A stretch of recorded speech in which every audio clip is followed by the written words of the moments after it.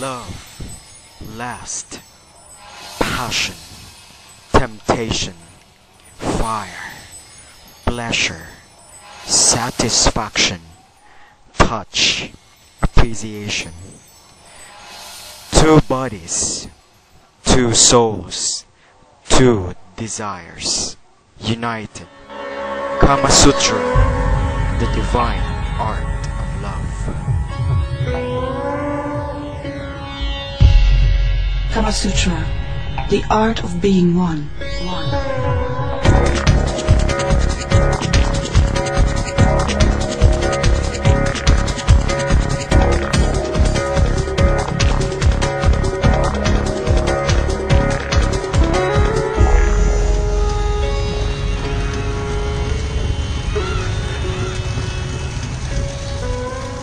For you, what is Kama Sutra? Kama Sutra, based on my learning and based on the things that I've read about it and I've heard about it, it is a Hindu belief, or it is related to the Hindus. It's maybe a practice, pwede rin siyang a book, or it's a tradition of the Hindus. And it is generally, it generally pertains to or refers to the different sexual positions that they actually make in a single day. So, as I have known as well, there are 366 different sexual positions that the Kama Sutra actually presents.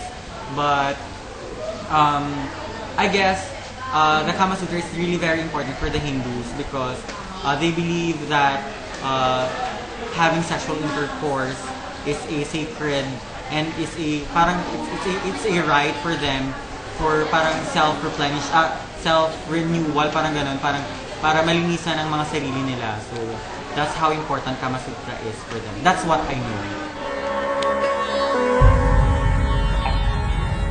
Kama Sutra, it is a book which contains a lot of information about on how you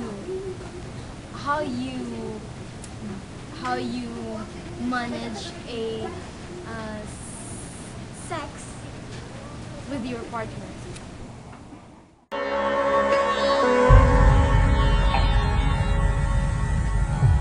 As far as I know, I will share to you what I know about the Kama Sutra. The Kama Sutra is the Indian sexual positions. The Indian invented Kama Sutra for the sake of nirvana, which is the cessation of sufferings. So in order for them to acquire that nirvana, they need to establish different sexual positions. Such positions I know is that there is a lying, there is a kneeling, there is sitting side by side, man on top, woman on top, and there are such many different kinds of sexual positions that Kama Sutra is involved. Kama Sutra is determined in the past old years by the Indian territories. So it is originated in India. For the sake of Kama Sutra, it is studied that these Indian sexual positions is being treated as a brutal or non-human positions because it occurs like it is erotic or it is like a foreign one. It does not really view in the standard of our being human. But for Indians, it is in their culture and religion that it exists. So Kama Sutra nowadays is being studied and it is well informed by the people. And it is used in every countries today, and it involves many variations and historical events. That's all.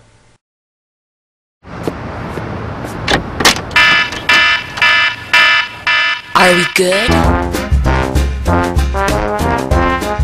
When she's in the mood, better be good with Frenzy condoms.